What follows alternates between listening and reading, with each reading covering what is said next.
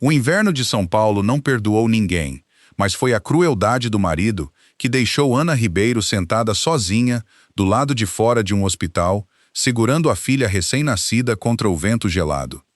O único crime dela foi dar à luz uma menina, e não o filho homem que ele havia prometido aos sócios que herdaria a construtora da família.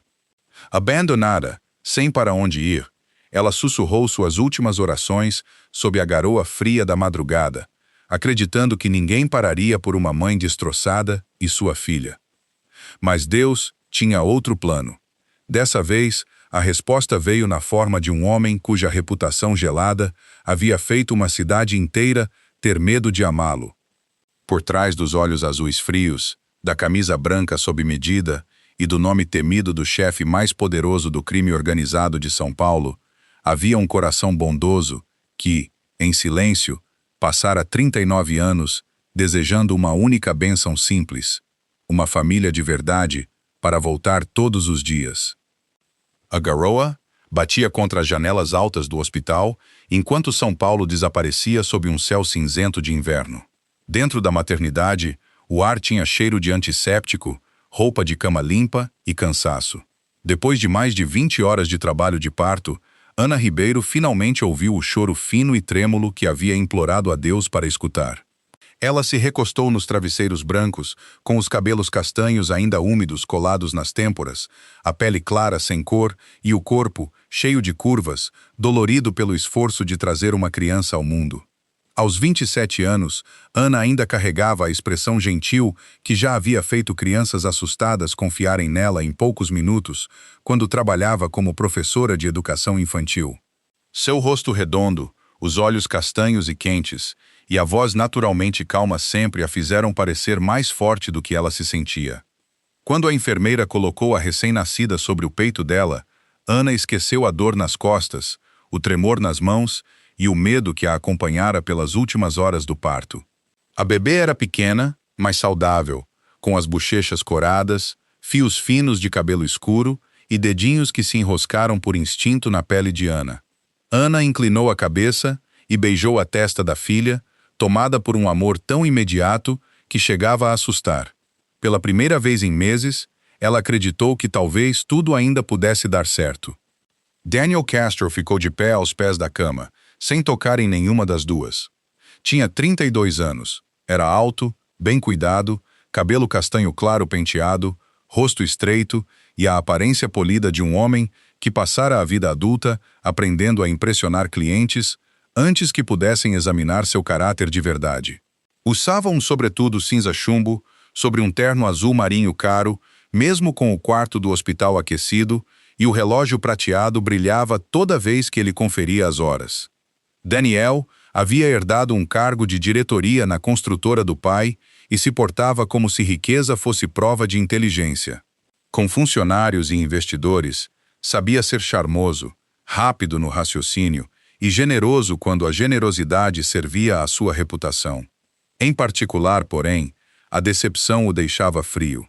Durante meses, ele havia dito aos sócios que o primeiro filho seria um menino, um futuro herdeiro, que levaria adiante o nome Castro. Ana havia repetido várias vezes que os médicos nunca confirmaram o sexo do bebê, mas Daniel tratava a certeza como uma ordem que o mundo deveria obedecer. Agora ele encarava a filha como se ela o tivesse traído pessoalmente.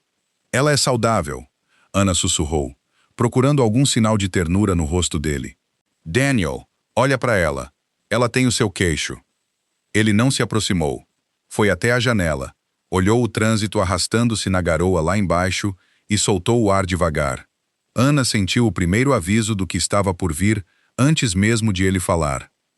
Eu não consigo fazer isso, disse ele, a voz plana e controlada. No começo ela pensou que ele se referia às noites sem dormir ou ao medo repentino de virar pai. Depois ele se virou para ela, e não havia medo nos olhos dele, só cálculo. Eu queria um filho homem. Todo mundo sabe disso. Meu pai sabe. O conselho sabe. Ana o encarou, incapaz de entender como a recém-nascida dormindo em seu peito podia se resumir a um constrangimento em reunião de diretoria. Ela é sua filha, Ana disse. O maxilar de Daniel travou. E esse casamento acabou. As palavras não pareceram reais até ele colocar uma pasta sobre a mesinha ao lado da cama. Dentro estavam os papéis preliminares do divórcio, preparados antes mesmo de Ana dar à luz. Daniel explicou que o apartamento pertencia a uma holding controlada pela família dele. O carro estava registrado em nome da empresa e as contas que Ana usava durante o casamento estavam, legalmente, em nome dele. Os advogados dele já tinham começado a restringir o acesso. Ele falava com a paciência distante de um homem explicando um contrato para alguém que considerava lenta demais para entender. Ana escutava enquanto segurava a filha, a mente lutando para processar o choque. Havia largado a sala de aula depois do casamento porque Daniel insistira que a esposa dele deveria se dedicar à casa e aos futuros filhos. Ela tinha acreditado nele quando ele disse que ela nunca mais precisaria se preocupar com dinheiro. Agora aquela confiança havia virado uma arma apontada direto para ela. "Você planejou tudo isso?" ela disse, a voz quase inaudível. Daniel ajeitou o punho da camisa e evitou olhar para a bebê. "Eu me planejei para todo o cenário possível", respondeu. "Você devia fazer o mesmo." 3 dias depois, Ana teve alta. Uma enfermeira de meia-idade chamada Marta Dias a ajudou a vestir a bebê com um macacãozinho de tricô cor de creme, doado pela maternidade. Marta era baixa, de ombros largos, cabelo grisalho curto rente à cabeça, e tinha a gentileza direta de quem passara 30 anos vendo famílias revelarem o melhor e o pior de si dentro de um hospital. Ela notou que Daniel nunca mais voltara e que nenhum parente aparecera para buscar Ana. Sem fazer perguntas, colocou fórmula extra, fraldas e 2 cobertores quentes na mala pequena de Ana. Ana agradeceu, envergonhada por a gratidão fazer seus olhos arderem. Havia ligado para 3 antigas amigas, mas 2 não atenderam, e uma explicou, pedindo desculpas, que o síndico do prédio proibia visitas. Os pais de Ana haviam morrido anos antes, e o casamento a afastara aos poucos da vida modesta que ela conhecera. Quando cruzou as portas do hospital, ela possuía pouco mais do que uma mala marrom surrada, algumas roupinhas de bebê e a filha dormindo em seus braços. O frio lá fora a atingiu com força brutal. A garoa tinha voltado a cair, fina e cortante sob as luzes do hospital. Ana andou apenas até o banco de pedra perto da entrada, antes que uma dor puxasse seu abdômen e enfraquecesse seus joelhos. Sentou-se com cuidado, mantendo a bebê junto ao corpo sob o casaco velho de lã. O casaco era fino demais para o clima e pequeno demais para cobrir as 2. Então Ana o abriu ao redor da filha e deixou o vento alcançar o próprio corpo. A cada poucos segundos ela conferia o cobertor perto do rosto da bebê, ajeitava as pontas embaixo dos ombrinhos e pressionava um dedo desnudo contra a bochecha da filha para ter certeza de que ainda estava quente. Ana tentou pensar com clareza. Um albergue poderia acolhê-las, mas ela não sabia qual aceitava recém-nascidos à noite. Um hotel era impossível. O cartão do banco já tinha sido recusado na farmácia naquela manhã. O terror dentro dela ficava mais pesado a cada minuto. Ainda assim, ela se recusava a chorar, com medo de que o tremor a perturbasse.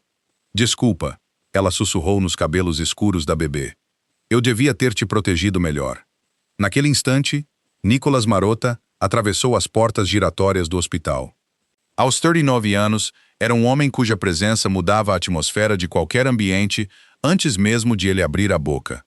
Passava de 1,90 m, ombros largos, cabelo castanho escuro penteado para trás, rosto de traços marcados, endurecido por anos de autocontrole.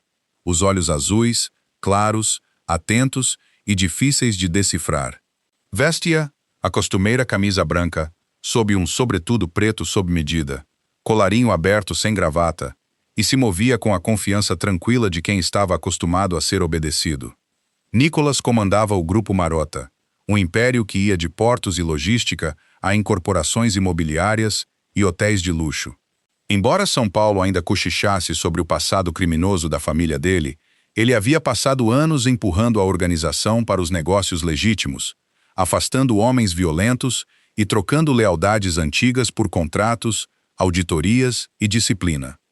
Essa luta o havia deixado mais frio, não mais cruel. Confiava mais em provas do que em promessas, e mais no silêncio do que na simpatia. Naquela noite, ele tinha ido visitar um trabalhador ferido em um acidente no porto, porque Nicholas acreditava que um líder que se beneficiava do trabalho de um homem também devia arcar com as consequências quando esse homem se machucasse.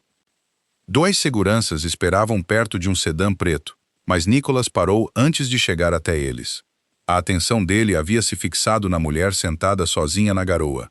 Primeiro notou a pulseira de identificação do hospital no pulso dela e a mala pequena junto aos pés. Depois viu o jeito como ela protegia a bebê. Os lábios de Anna tinham começado a perder a cor, e o corpo inteiro tremia.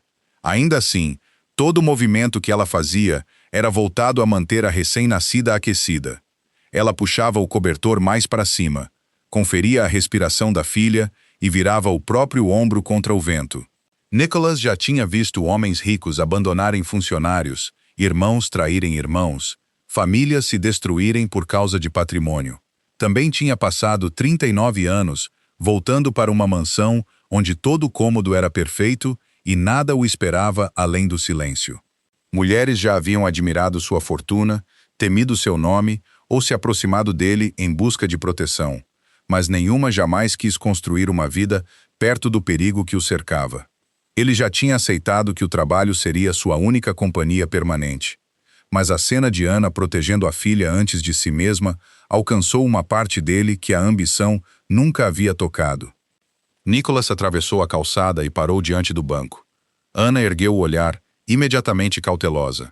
Ela o reconheceu, não porque já tivessem se encontrado, mas porque quase todo mundo em São Paulo conhecia o rosto de Nicholas Marotta. O medo entrou em seus olhos, embora o cansaço a impedisse de se afastar. Sem uma palavra de explicação, ele tirou o sobretudo preto e o colocou com cuidado sobre os ombros dela e da bebê.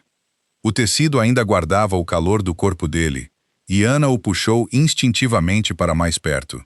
Nicholas olhou para a pulseira do hospital, para a mala, para o espaço vazio ao lado dela, antes de falar. "Você tem para onde ir?" A voz dele era grave, mas inesperadamente suave. Anna tentou responder com dignidade, mas a verdade escapou. "Não", admitiu. "Não tenho mais." Nicholas a observou por um instante de silêncio. Depois baixou o olhar para a bebê adormecida sob seu casaco. "Se você não tem medo da minha reputação", disse ele, "deixe eu ajudar." Anna sabia que devia hesitar. Toda a história que já ouvira sobre o nome Marotta a avisava para manter distância. Mas Nicholas não a tocou sem permissão, não exigiu explicações e não a olhou com pena. Simplesmente ficou ali na garoa, como se a resposta dela importasse de verdade. Atrás dele, um dos seguranças abriu a porta de trás do sedã e ligou o aquecimento. Anna olhou para a filha, depois para a rua escurecendo, e entendeu que orgulho nenhum manteria uma recém-nascida aquecida. Fez um pequeno aceno, exausto. Nicholas ergueu a mala antes que qualquer outra pessoa pudesse alcançá-la. Caminhou ao lado de Anna devagar, acompanhando seus passos doloridos, sem comentários, e esperou até que ela e a bebê estivessem seguras dentro do carro. Minutos depois, o sedã se afastou do hospital e as levou, sob a garoa, até a mansão dos Marotta, onde um homem que há muito havia abandonado a esperança de ter uma família, estava, sem saber, trazendo para casa as 2 pessoas que mudariam cada cômodo da sua vida. A mansão dos Marotta ficava atrás de portões de ferro no alto dos jardins, com muros de pedra cinzenta, se erguendo sobre jardins molhados de garoa e fileiras de árvores nuas de inverno.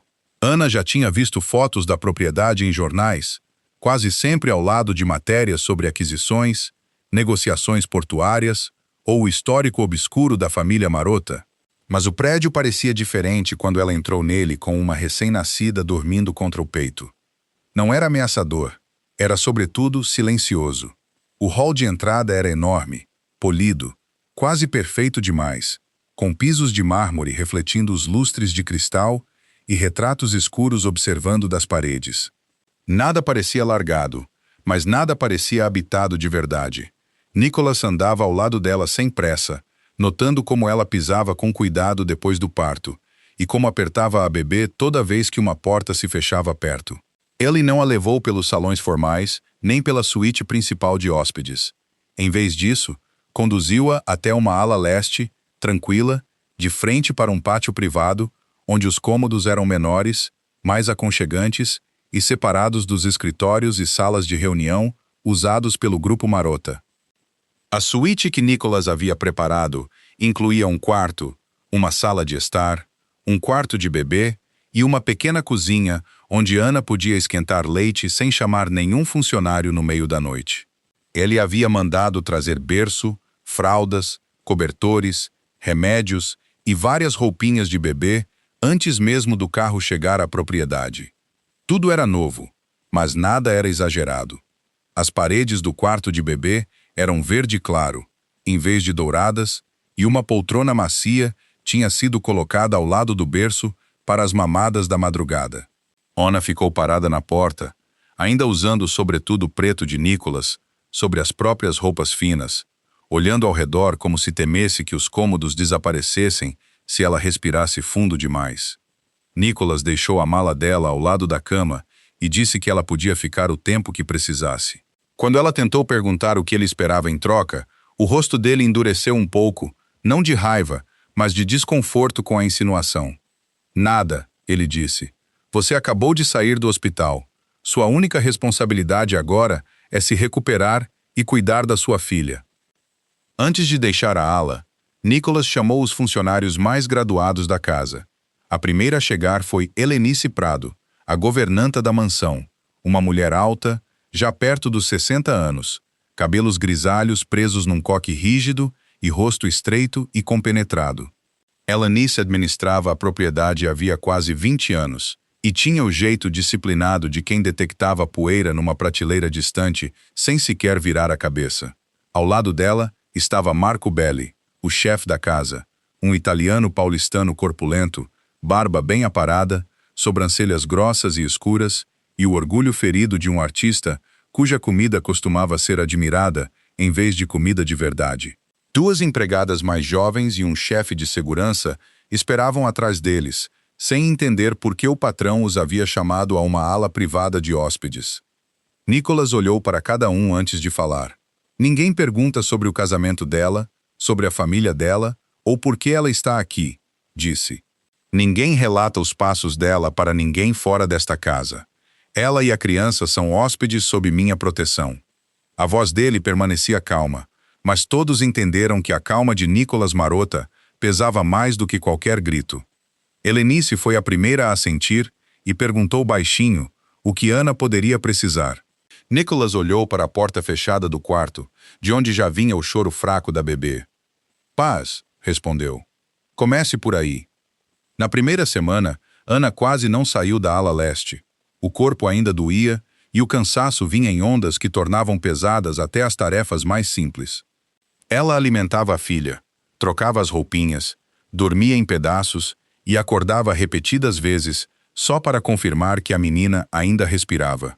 Helenice visitava todas as manhãs com roupa de cama limpa e uma bandeja de café da manhã, sem nunca fazer perguntas invasivas.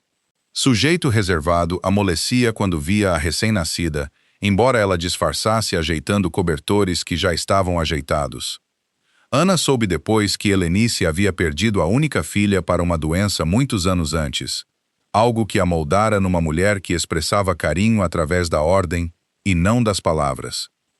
Marco mandava refeições elaboradas cobertas por tampas de prata, risoto de trufas, pato assado, doces delicados, mas Ana quase sempre comia só alguns bocados. Uma tarde, perguntou se podia comer um caldo de galinha com pão simples. No dia seguinte, Marco apareceu pessoalmente com uma tigela de caldo, ofendido só até Ana elogiar o tempero e perguntar como ele tinha feito. A conversa durou 20 minutos, e pela primeira vez desde que chegara, Ana riu. Conforme as forças voltavam, ela começou a se aventurar além da ala privada. No início, levava a bebê só até a cozinha, onde o calor dos fornos lembrava o pequeno apartamento que dividira com Daniel antes de a riqueza e as expectativas o mudarem.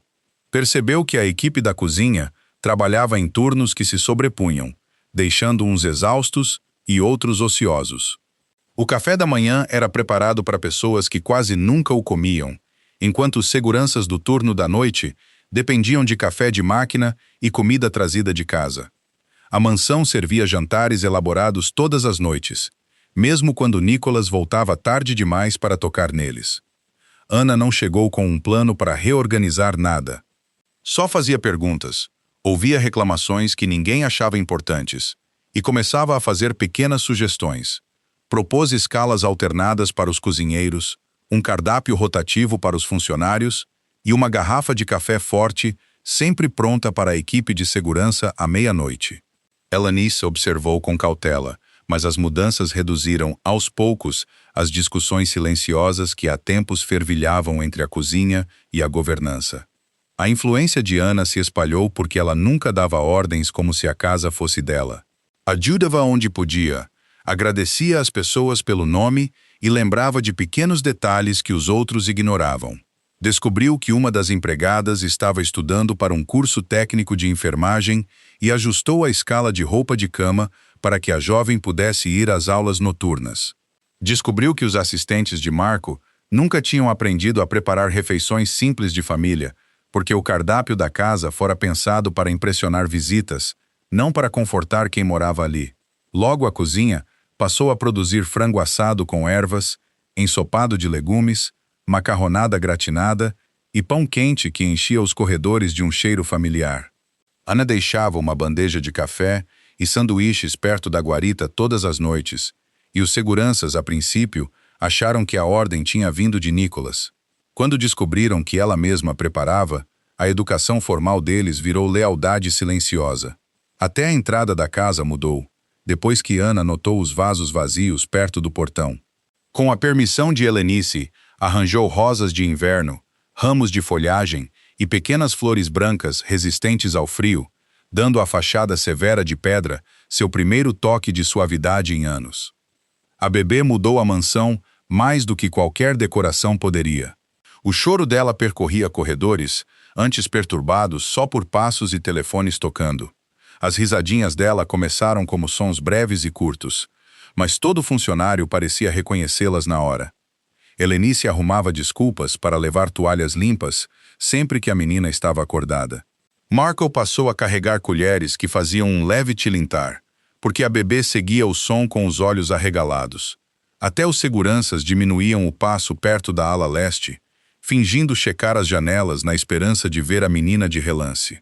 Anna continuava com o cuidado de não confundir gentileza com permanência.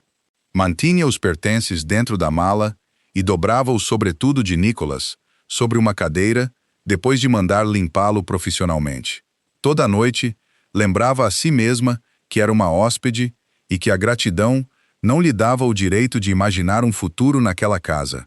Ainda assim, toda manhã outra pessoa a cumprimentava como se a presença dela já fizesse parte do ritmo da mansão. Nicholas percebeu a transformação aos poucos. Primeiro foi o cheiro de pão fresco chegando ao escritório durante uma reunião à tarde. Depois foi o som de funcionários falando com mais liberdade pelos corredores, em vez de emudecerem quando ele se aproximava. Encontrou café esperando os seguranças durante uma vistoria noturna e soube que Anna tinha se lembrado de quais homens trabalhavam nas horas mais frias. Mais surpreendente ainda foi a sala de jantar. Por anos, Nicholas comeu sozinho na cabeceira de uma mesa longa, cercado de cadeiras vazias e pratos preparados só para as aparências. Agora Anna, às vezes, se sentava numa das pontas com a bebê ao lado, enquanto Elenice revisava anotações da casa e Marco discutia se a sopa precisava de mais sal. Nicholas começou a se juntar a eles por 10 minutos, depois por 30. Falava pouco, mas escutava enquanto Anna descrevia o primeiro sorriso da filha ou provocava Marco por servir porções de tamanho de casamento. A sala deixou de parecer uma câmara formal. Passou a parecer imperfeita, barulhenta e viva. Os hábitos de trabalho dele começaram a mudar sem nenhum anúncio. Nicholas antes ficava na sede do Grupo Marota até a meia-noite, achando que não havia motivo para voltar cedo a uma propriedade vazia. Agora, encerrava as reuniões no horário e recusava jantares desnecessários com investidores. O motorista notou que ele checava o relógio com mais frequência depois do pôr do sol. Os seguranças da mansão o viam entrar pela porta principal com a expectativa tímida de um homem esperando ouvir um som específico. Toda noite ele encontrava Ana na sala de estar com a bebê apoiada no ombro. No começo, observava a uma distância respeitosa, sem saber ao certo como segurar alguém tão pequeno. Ana mostrou onde apoiar a mão sob a cabeça da bebê e como sustentar as costas dela. Na primeira vez em que a filha fechou os dedinhos ao redor do polegar dele, Nicholas ficou imóvel, como se qualquer movimento pudesse quebrar algo sagrado. Logo, aqueles poucos minutos antes de dormir cada dia, se tornaram o que ele mais defendia. Os homens que trabalhavam ao lado de Nicholas havia anos começaram a notar mudanças que nenhum relatório de diretoria poderia medir. Ele sorria quando a bebê espirrava. Deixava reuniões esperarem enquanto Ana terminava de amamentar. Uma vez atravessou o hall de entrada com uma manchinha de leite no ombro da camisa branca e nem pareceu perceber. Mais importante, a mansão não parecia mais se fechar sobre ele quando voltava. Havia luz nas janelas da ala leste, calor vindo da cozinha, flores perto da entrada e alguém que olhava para a porta ao ouvir seus passos.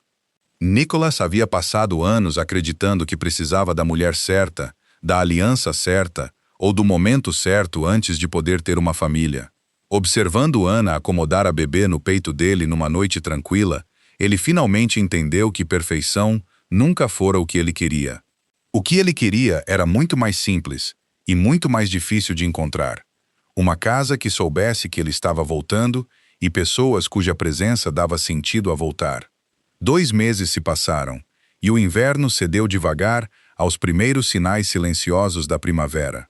Fios finos de sol atravessavam os jardins da mansão dos Marota, onde as rosas plantadas por Ana começavam a florescer, e a propriedade antes silenciosa acordava toda manhã com os sons suaves de uma bebê descobrindo o mundo, um sorriso de cada vez. A vida dentro da mansão havia assumido um ritmo quase natural. Ana não contava mais os dias até achar que devia partir, embora ainda tratasse cada gentileza como algo temporário que podia desaparecer sem aviso. Toda manhã começava com a filha sendo alimentada, antes de passar pela cozinha para cumprimentar a equipe, checar as flores perto da entrada e garantir que todos do turno da noite tivessem comido antes de ir embora. Nicholas voltara a assumir as enormes responsabilidades do grupo Marota. Ainda assim, nunca deixava de tomar café da manhã com a bebê antes de sair, nem de voltar cedo o suficiente para levá-la pelos jardins antes do pôr do sol. Os funcionários já não chamavam a ala leste de ala de hóspedes. Sem ninguém anunciar, passaram a chamá-la de ala da família. Ana notou a mudança, mas nunca comentou, com medo de que reconhecer a própria felicidade crescente atraísse de novo o destino contra ela. Numa manhã tranquila, 3 sedãs pretos pararam diante da entrada principal da mansão. Os visitantes não eram investidores, políticos nem sócios. Não carregavam ar de negociação nem de celebração. Chegaram com pastas de couro impecáveis, arquivos cuidadosamente organizados e expressões moldadas por décadas, entregando notícias que mudam vidas. À frente do grupo estava Carlos Bento, um advogado distinto, perto dos 60 anos, cabelos grisalhos, terno azul marinho sob medida e voz medida que refletia mais de 35 anos praticando direito sucessório em São Paulo. Sua postura permanecia perfeitamente ereta apesar da idade, e por trás de óculos finos de aro dourado repousavam olhos cinzentos e observadores que pouco revelavam. Carlos representava a Bento, Hartmann e Elias, uma das bancas mais antigas de São Paulo, uma instituição respeitada por gerações de famílias ricas por valorizar a discrição acima da publicidade. Nicholas os recebeu em sua sala de reuniões privada, sem fazer perguntas desnecessárias. Carlos agradeceu educadamente, antes de explicar que a visita dizia respeito a Ana Ribeiro, pessoalmente, e não podia mais ser adiada. Ana entrou na sala de reuniões, carregando a filha, confusa com a convocação inesperada. Pediu desculpas de imediato por levar a bebê, mas Carlos sorriu com gentileza e garantiu que ela não seria uma interrupção. Depois de todos sentados, ele tirou com cuidado um envelope de couro envelhecido da pasta, antes de depositar um envelope lacrado sobre a mesa de madeira nobre. O lacre de cera trazia um brasão de família desconhecido. Carlos olhou diretamente para Ana antes de falar. Senhora Ribeiro, disse com calma, estamos aqui por causa das últimas vontades de Arthur Villamor. O nome congelou Ana no lugar. Ela não o ouvia em voz alta havia anos. Nicholas notou a mudança repentina na expressão dela e permaneceu em silêncio, deixando Carlos continuar sem interrupção. Arthur Villamor havia vivido quase inteiramente fora dos holofotes, apesar de controlar uma das instituições educacionais mais respeitadas do país. Nunca se casara, nunca tivera filhos e raramente comparecia a eventos públicos, a menos que envolvessem escolas ou programas de bolsas de estudo. Enquanto os jornais ocasionalmente o descreviam como um bilionário filantropo da educação, poucas pessoas o haviam visto fora de reuniões de conselho. Carlos explicou que Arthur fundara o Grupo Educacional Villamor mais de 40 anos antes, transformando um único colégio particular numa rede nacional de escolas, institutos de formação de professores e centros de pesquisa educacional, espalhados de São Paulo ao Rio de Janeiro. Riqueza nunca fora a maior ambição de Arthur. Quem o conhecia sabia que ele acreditava que educação transformava gerações, não indivíduos. Sua vida privada permanecia intencionalmente isolada, porque temia que a fama pessoal desviasse a atenção das instituições que ele passara décadas construindo. Ana baixou os olhos enquanto lembranças esquecidas voltavam devagar. Arthur era primo mais velho da mãe dela, alguém de quem lembrava apenas de festas de infância e algum cartão de aniversário escrito à mão. Raramente aparecia em reuniões de família e nunca falava de negócios. Quando os pais dela morreram, Ana havia presumido que ele simplesmente preferia manter distância de parentes que mal conhecia. Carlos corrigiu gentilmente essa impressão. Sem que quase ninguém soubesse, Arthur havia acompanhado a vida de Ana em silêncio, por anos, através de contatos de confiança da família. Sabia que ela escolhera ser professora de educação infantil, mesmo recebendo propostas de carreiras mais lucrativas. Sabia que ela usava o próprio salário para comprar livros e material escolar, sempre que a verba pública não bastava. Sabia que pais escreviam cartas elogiando sua paciência com crianças que outros consideravam difíceis. Arthur acreditava que essas atitudes revelavam muito mais sobre o caráter de uma pessoa do que qualquer sucesso financeiro jamais revelaria. Em seu diário particular, guardado junto aos documentos legais, Arthur havia escrito que, entre todos os membros vivos da família Villamor, só Ana entendia de verdade por que a educação existia. Ela não via escolas como negócio, via como lugares onde crianças assustadas podiam se transformar em adultos confiantes. Carlos desdobrou com cuidado outro documento. 3 anos atrás, explicou, o Sr. Villamor assinou seu último testamento sob supervisão do nosso escritório. Ele fez uma pausa antes de ler em voz alta o parágrafo que Arthur escrevera de próprio punho.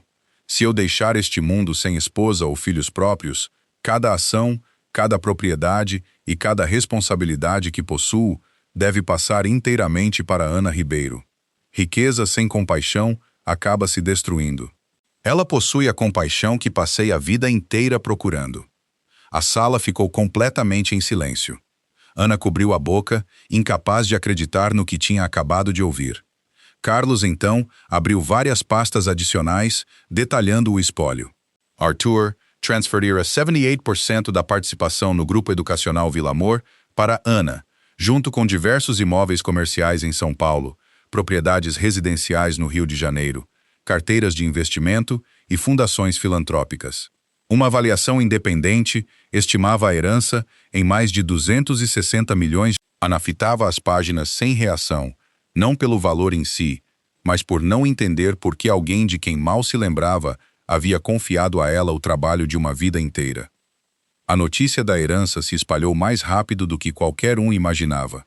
Em menos de 48 horas, publicações financeiras já especulavam sobre o futuro comando do Grupo Educacional Villamor, enquanto comentaristas jurídicos questionavam se a herdeira desconhecida daria continuidade à filosofia educacional de Arthur. Essas matérias, inevitavelmente, chegaram a Daniel Castro. O mesmo homem que abandonara Ana à porta de um hospital depois do nascimento da filha, de repente se lembrou de que ela existia. 3 manhãs depois, o sedã preto e caro dele apareceu diante dos portões da mansão dos Marota. Daniel saiu vestindo outro terno impecável, cabelo perfeitamente penteado e o sorriso confiante e ensaiado com cuidado. Mas sob a aparência polida, restava a mesma ambição calculista que Nicholas já vira no hospital meses antes. Daniel anunciou, através dos advogados, que o processo de divórcio nunca tinha sido concluído de fato, e alegou que, como marido legal de Ana, possuía direitos patrimoniais sobre parte da herança. Pediu negociações imediatas e insinuou que uma recusa desencadearia anos de litígio caro. Ana viu a carta ser entregue com as mãos tremendo, velhos medos ameaçando voltar depois de semanas, finalmente se sentindo em segurança. Naquela noite, depois que a bebê adormeceu, Ana pediu para falar com Nicholas em particular. Sentaram-se na biblioteca enquanto a chuva batia de leve nas janelas altas. Ana ficou em silêncio por vários instantes antes de revelar algo que nunca havia contado a ninguém. Arthur nunca confiara em Daniel, desde o início. Anos antes, depois de conhecê-lo apenas 2 vezes, Arthur confessara, em particular, que o interesse de Daniel por Ana parecia estranhamente ligado aos laços distantes de família dela, mais do que a afeto genuíno. Arthur nunca havia declarado essas suspeitas em público, por falta de provas, mas contratara discretamente uma firma investigativa independente, formada por ex-agentes de investigação financeira, para acompanhar as atividades comerciais de Daniel por vários anos. Ana explicou que Arthur nunca quis interferir no casamento dela, a menos que houvesse provas que justificassem. Antes de morrer, instruiu a Bento, Hartman e Elias a lacrar todos os relatórios de investigação até que o espólio passasse legalmente para ela. Carlos havia entregado esses arquivos lacrados junto com os documentos da herança naquela manhã, mas Ana estivera exausta demais para lê-los até agora. Nicholas abriu o volumoso arquivo de investigação enquanto Ana observava, ansiosa, do outro lado da mesa. Os relatórios eram extraordinariamente detalhados.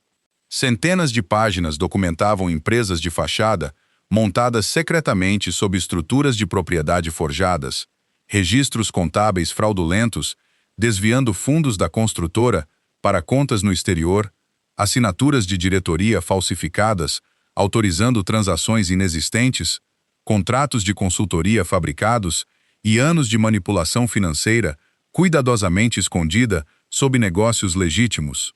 Contadores forenses independentes haviam reconstruído trajetos inteiros de dinheiro, mostrando milhões de reais desaparecendo através de empresas secretamente controladas por Daniel. Cada alegação vinha respaldada por extratos bancários, documentos de constituição de empresa, declarações reconhecidas em cartório e depoimentos juramentados, coletados muito antes da morte de Arthur. Ana se sentiu fisicamente mal, percebendo que o homem em quem havia confiado nunca fora apenas egoísta. Ele supostamente passara anos construindo um esquema financeiro elaborado enquanto se passava por um empresário ambicioso. Ela pediu desculpas baixinho por trazer esses problemas para dentro da casa de Nicholas, mas ele a interrompeu antes que a culpa pudesse tomar conta dela. Terminou de ler a última página, sem levantar a voz nem demonstrar raiva visível.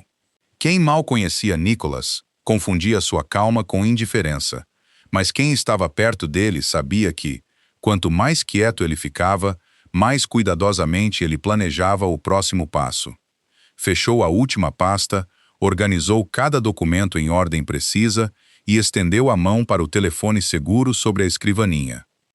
Em menos de 1 hora, o departamento jurídico do Grupo Marota, auditores forenses sêniores, especialistas em conformidade financeira e consultores de governança corporativa receberam cópias criptografadas de cada arquivo que Arthur havia preservado. Nicholas deu apenas uma instrução. Tudo passa pela lei, disse. Todo documento é verificado. Toda alegação é examinada de forma independente. Sem atalhos, sem intimidação. Ninguém age fora do procedimento legal. Enquanto os profissionais começavam, em silêncio, o trabalho nos bastidores, Ana olhou para a bebê dormindo no quarto ao lado e percebeu que, pela primeira vez desde que Daniel a abandonara, a justiça não dependia mais de medo, vingança ou poder. Dependeria da verdade. E a partir daquela noite, cada passo em direção a essa verdade seria dado sob a plena proteção da lei. O primeiro ataque de Daniel não veio de um tribunal.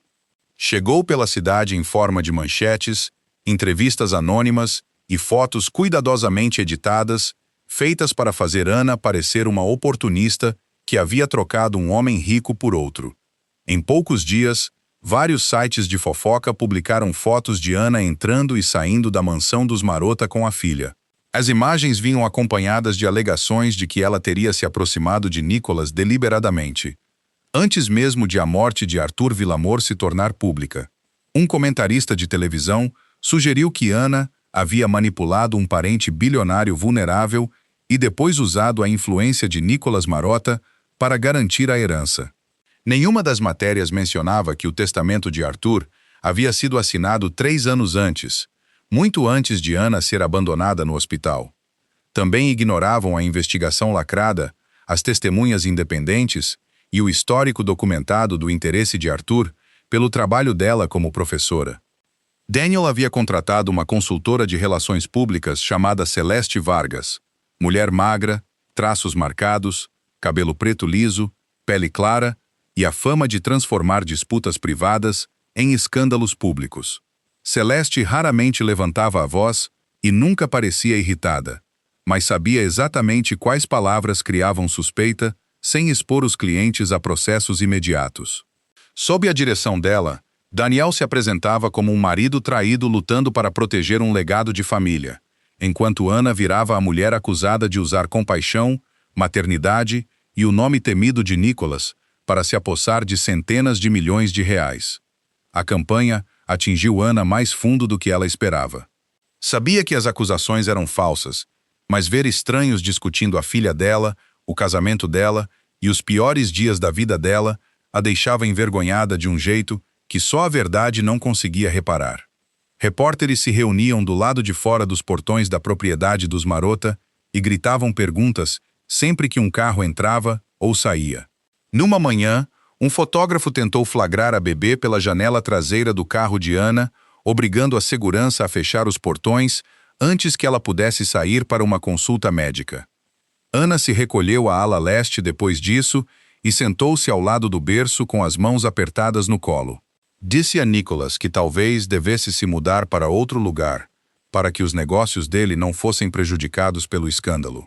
Nicolas escutou sem interromper, os olhos azuis fixos no rosto dela, em vez dos documentos legais espalhados sobre a mesa. Quando ela terminou, respondeu no mesmo tom calmo que usava em negociações de diretoria. Você não criou esse problema, disse. Ir embora só ensinaria a Daniel que pressão funciona. A estratégia jurídica de Daniel era mais agressiva do que a campanha de mídia. Os advogados dele apresentavam uma petição atrás da outra, alegando que a herança devia ficar bloqueada até a resolução do Estado Civil.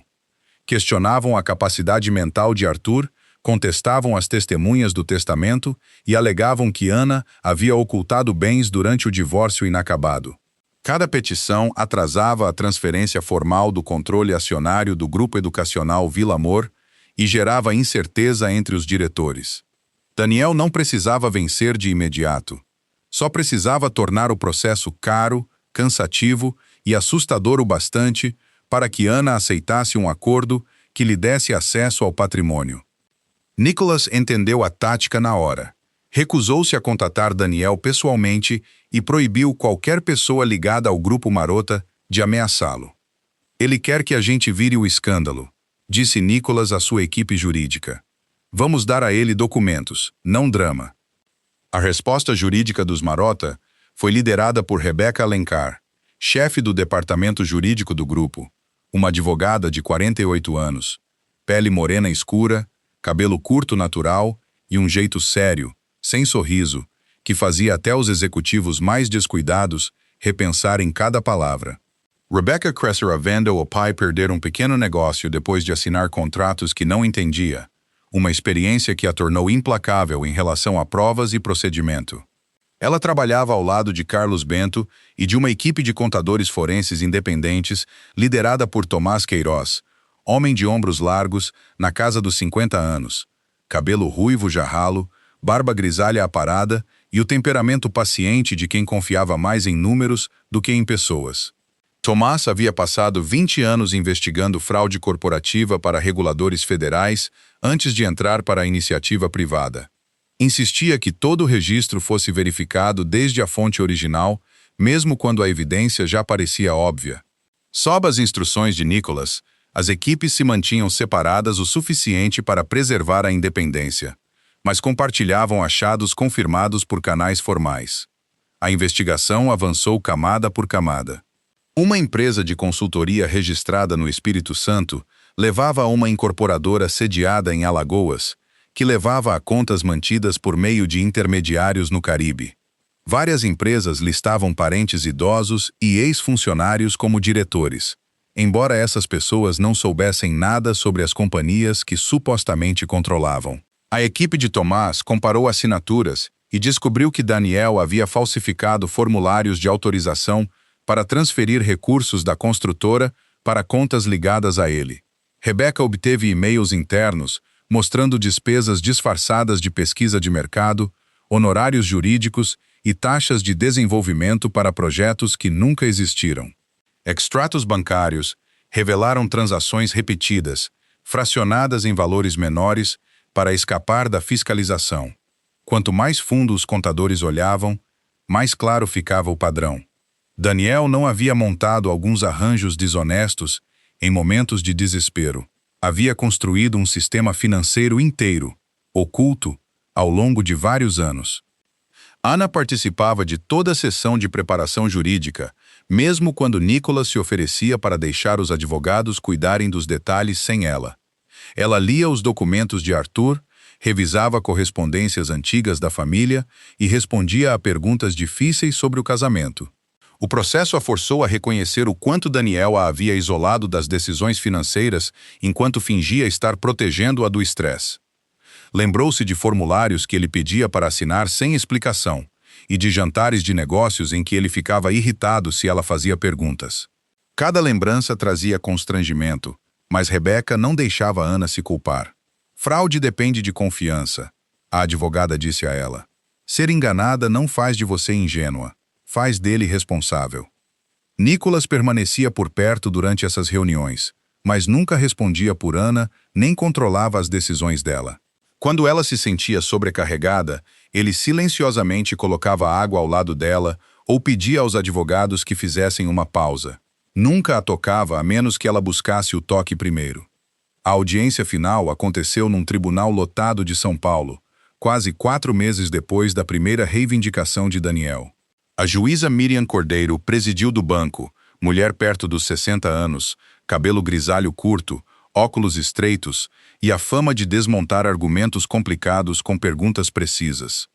Daniel entrou vestindo um terno escuro e a mesma expressão confiante que mantivera durante toda a disputa, mas a confiança se desfez conforme as provas eram apresentadas. Carlos estabeleceu que Arthur estava mentalmente lúcido quando assinou o testamento, e que vários médicos, advogados e testemunhas independentes haviam confirmado suas intenções. Rebecca então traçou toda a rede financeira de Daniel através de registros de empresas, transferências de contas, documentos falsificados e depoimentos juramentados. Tomás explicou o fluxo do dinheiro numa linguagem que o tribunal conseguia entender, mostrando como os recursos saíam de negócios legítimos, passavam por empresas de fachada e chegavam a contas controladas por Daniel. Cada gráfico encurtava a distância entre suspeita e prova. Os advogados de Daniel protestaram repetidas vezes, mas os registros haviam sido autenticados por bancos, cartórios, peritos grafotécnicos e ex-funcionários. Uma testemunha declarou que Daniel a instruíra a lançar notas fiscais com data retroativa. Outra confirmou que assinaturas haviam sido copiadas de documentos antigos. Ao fim da audiência, a disputa pela herança já havia se tornado secundária diante das evidências de crimes financeiros mais amplos. A juíza Cordeiro rejeitou todas as alegações de Daniel contra o espólio de Arthur e decidiu que o testamento era válido, exequível e livre de influência indevida. Também determinou que os registros financeiros relevantes fossem encaminhados às autoridades federais e estaduais para investigação adicional. Antes de Daniel deixar o fórum, investigadores o notificaram formalmente sobre acusações de fraude, falsificação, apropriação indébita e movimentação financeira ilegal. As câmeras esperando do lado de fora capturaram o momento em que a expressão polida dele finalmente desmoronou. Ana permaneceu sentada depois que o tribunal começou a esvaziar. Carlos informou baixinho que os obstáculos legais haviam sido removidos e que ela agora receberia o controle total dos bens que Arthur destinara a ela.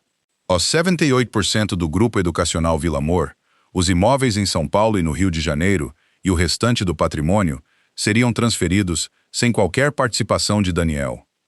Ana fechou os olhos, não de celebração, mas de alívio. Havia passado meses temendo que a verdade fosse soterrada por dinheiro, influência e humilhação pública. Nicholas ficou ao lado dela sem fazer grandes promessas, nem reivindicar crédito pela vitória. Nunca tinha perguntado que lugar teria no futuro dela. Nunca usara a proteção de sua casa para criar uma obrigação, e nunca tratara a gratidão dela como afeto. Simplesmente esperou até que ela estivesse pronta para se levantar, e então caminhou ao lado dela pelas portas do tribunal. Do lado de fora, repórteres gritavam perguntas de trás das barreiras, mas Nicholas não olhava para eles. Posicionou-se entre Ana e as câmeras, enquanto a segurança abria caminho até o carro. A mão dele ficava perto das costas dela sem pressionar, oferecendo apoio, sem decidir os passos dela. Ana entendeu então que a proteção de Nicholas nunca fora sobre posse. Ele defendera a dignidade dela quando Daniel tentou transformá-la em escândalo, defendera os direitos dela quando os processos ameaçavam esgotá-la e defender a liberdade dela ao se recusar a exigir qualquer coisa em troca. Conforme o fórum desaparecia atrás deles, Ana olhou para o homem sentado em silêncio à sua frente no carro e percebeu que ele tinha ficado ao lado dela durante cada ataque, sem nunca tentar se colocar à frente da vida dela. Ele só havia garantido que nem ela nem a filha jamais enfrentassem tudo aquilo sozinhas. Um ano depois, a primavera voltou a São Paulo com chuva morna, flores pálidas e luz do sol se espalhando pelos jardins da propriedade dos Marota. A mansão já não parecia um lugar construído para impressionar estranhos. As janelas ficavam abertas com frequência. Livros infantis descansavam sobre mesinhas e brinquedos pequenos apareciam embaixo das cadeiras, por mais cuidado que a equipe tivesse ao guardá-los. Ana Ribeiro agora entrava na sede do Grupo Educacional Vila Amor como sua presidente. Mas nunca deixou que o cargo mudasse o jeito como ouvia as pessoas. Usava vestidos elegantes, mas simples, que valorizavam suas curvas, e o cabelo castanho costumava ficar preso atrás dos ombros enquanto trabalhava. Alguns membros do conselho, no início, esperavam que a ex-professora de educação infantil fosse se sentir soterrada por uma organização que administrava escolas, centros de formação e propriedades por todo o país. Em vez disso, Ana passou os primeiros meses visitando salas de aula, conversando diretamente com professores e perguntando aos pais o que faltava aos filhos deles. Estudava orçamentos até tarde da noite e recusava propostas que aumentavam o lucro, reduzindo o suporte às salas de aula. Arthur havia deixado riqueza para ela, mas ela entendia que a verdadeira herança dele era a responsabilidade. Sempre que os executivos elogiavam números de expansão, Ana lembrava a todos que uma escola bem-sucedida não se media só pela matrícula, mas por uma criança assustada se sentir segura o bastante para aprender. Nicholas a apoiava sem tentar controlar a organização. O Grupo Marota oferecia assessoria jurídica, especialistas em construção e apoio logístico quando solicitado, mas ele insistia que toda decisão importante permanecesse com ela. Juntos, fundaram a Fundação Família Vila Amor, uma instituição filantrópica independente voltada a mães solteiras, crianças em situação de vulnerabilidade e comunidades carentes. A fundação criou programas de moradia temporária para mulheres saindo de casamentos abusivos, auxílio creche para mães que voltavam ao trabalho e bolsas de estudo para crianças cujas famílias não conseguiam pagar material escolar.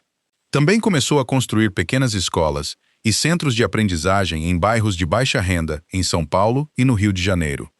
Ana revisava pessoalmente o projeto de cada prédio, pedindo aos arquitetos que incluíssem salas de leitura aconchegantes, parquinhos acessíveis e cozinhas capazes de servir refeições gratuitas.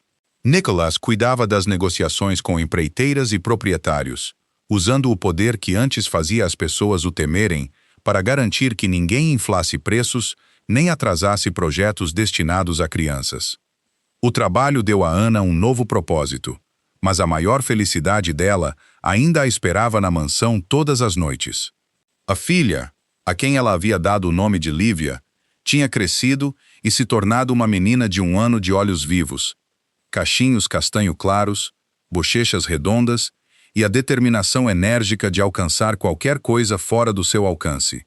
Lívia aprendera a engatinhar pelos corredores numa velocidade impressionante e frequentemente escapava da vigilância cuidadosa de Helenice para seguir o som da voz de Nicholas. A casa inteira a adorava. Marco preparava porçõezinhas de legumes amassados como se cozinhasse para um crítico de restaurante exigente, enquanto Helenice mantinha um lencinho limpo escondido em cada cômodo, caso Lívia derrubasse alguma coisa. Os seguranças, que antes só falavam em frases curtas e profissionais, agora discutiam qual bicho de pelúcia a fazia rir mais.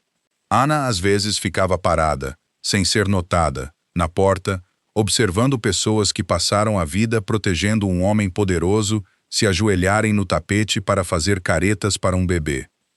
A rotina noturna de Nicholas havia se tornado sagrada.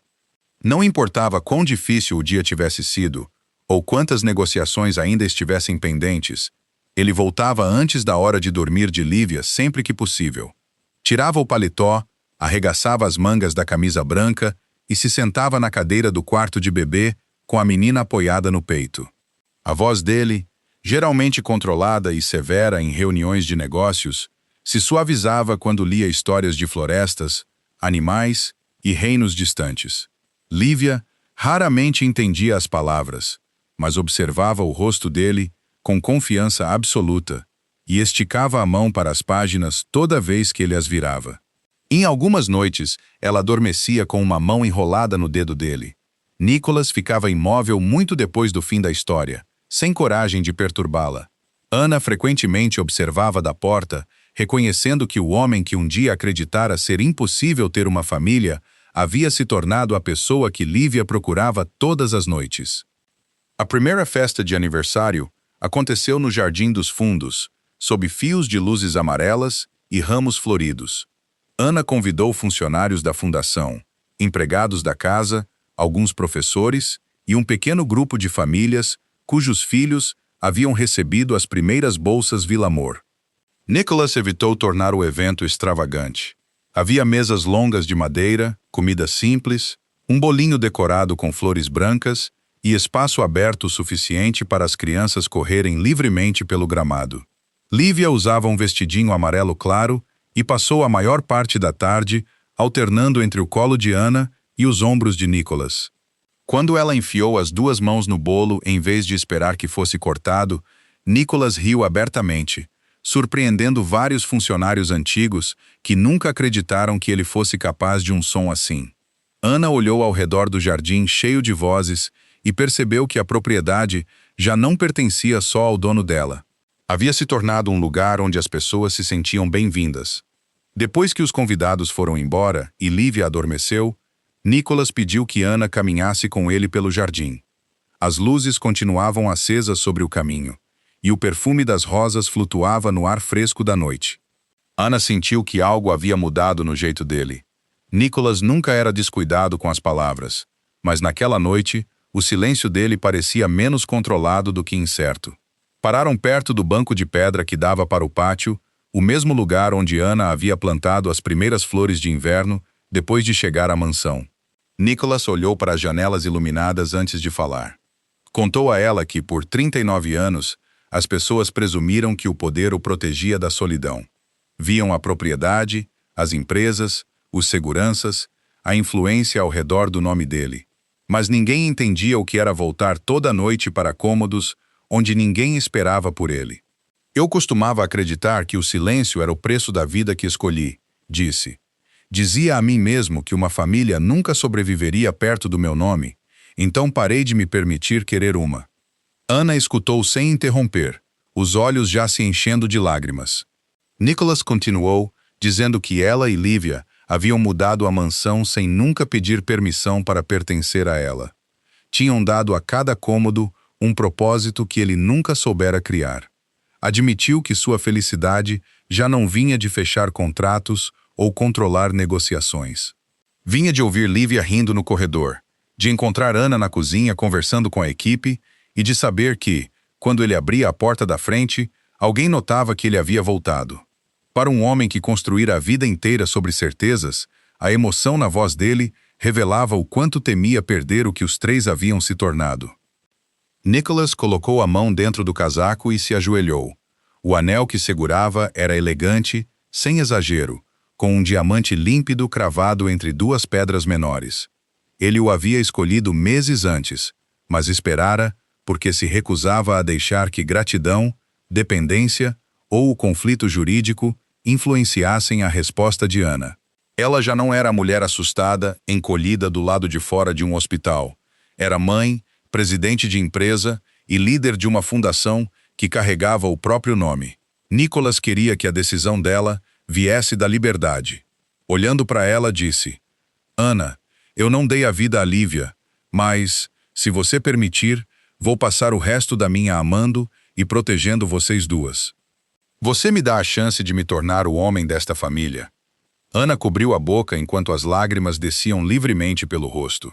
Pensou no banco do hospital, no casaco fino enrolado ao redor da filha, no terror de não ter para onde ir. Lembrou de Nicholas carregando sua mala sem perguntar o que ela tinha a oferecer, defendendo-a sem exigir lealdade, ficando ao lado dela enquanto ela reconstruía tudo o que Daniel tentara destruir. Com o tempo, proteção havia virado confiança. Confiança havia virado amizade. E amizade, em silêncio, havia virado amor. Chana assentiu antes de conseguir encontrar a voz. Quando finalmente respondeu que sim, Nicholas se levantou e colocou o anel no dedo dela com as mãos mais firmes numa crise do que naquele instante. Abraçou-a com cuidado, e nenhum dos dois notou Helenice observando de uma janela do andar de cima, com lágrimas nos olhos sempre tão disciplinados. O casamento aconteceu 1 ano depois, no mesmo jardim. Ana usava um vestido grácil, cor de marfim, que celebrava, em vez de esconder, sua silhueta cheia de curvas, e Lívia, já andando com firmeza, carregava uma pequena cesta de pétalas entre as cadeiras. A cerimônia reuniu amigos de confiança, funcionários da casa, famílias da fundação e crianças dos programas de bolsas que Ana e Nicholas haviam criado juntos. Não havia figuras políticas convidadas por influência, nenhum sócio escolhido por vantagem, nenhuma ostentação pensada para os jornais. Nicholas usava um terno escuro simples, com sua camisa branca de sempre, e observou Ana se aproximar como se o mundo inteiro tivesse se estreitado até aquele caminho entre eles. Quando Lívia se soltou de Helenice e correu até ele antes do fim da cerimônia, Nicholas a ergueu nos braços, e risadas se espalharam pelo jardim. Naquela noite, depois que os últimos convidados foram embora, Nicholas entrou na mansão com Lívia num braço e a mão de Ana no outro. Os corredores estavam cheios de flores, fitas esquecidas e os ecos suaves de crianças brincando. Por quase toda a vida, ele voltava ao mesmo prédio, cercado de riqueza e guardado por homens leais. Mas aquilo nunca fora de verdade um lar. Agora, uma esposa que ele amava caminhava ao lado dele. Uma menina apoiava a cabeça no ombro dele e havia calor em cada cômodo. Nicholas Marotta passara 39 anos acreditando que poder era a única coisa que a vida deixaria ele guardar. No fim, a maior coisa que recebeu foi muito mais simples. Uma família que esperava por ele, uma filha que corria para os braços dele toda noite, e risadas enchendo a casa, onde antes só havia morado o silêncio. Às vezes, os maiores milagres de Deus não chegam com trovão ou sinais do céu. Aparecem, em silêncio, por meio de um estranho que para quando todo mundo segue em frente, por meio de uma porta que se abre quando todas as outras se fecharam, ou por meio de um coração partido que ainda assim escolhe amar. Ana acreditou que tinha perdido tudo quando se sentou do lado de fora daquele hospital com a filha recém-nascida. Nicholas acreditava que sua vida poderosa, mas vazia, nunca teria uma família de verdade. Mesmo assim, Deus uniu duas almas feridas no exato momento em que mais precisavam uma da outra. O que parecia o fim da vida de Ana virou o começo de um lar novo, e a solidão que Nicholas carregara por 39 anos foi finalmente substituída por amor e risadas. No nosso dia a dia, talvez não entendamos por que certas pessoas nos deixam, por que planos desmoronam, ou por que somos obrigados a recomeçar.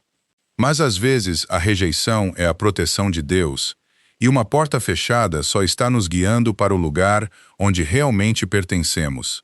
Nunca subestime um ato de bondade. A ajuda que você oferece hoje pode se tornar o milagre de outra pessoa, e quem você salva hoje pode, um dia, curar em você uma parte que você achava que ficaria quebrada para sempre. Você acredita que Nicholas e Ana se encontraram por coincidência ou que fez parte de um plano de Deus? Compartilhe sua opinião nos comentários. Compartilhe esta história com alguém que precisa de esperança hoje. Que Deus abençoe você, proteja sua família e encha sua casa de paz, risadas e milagres.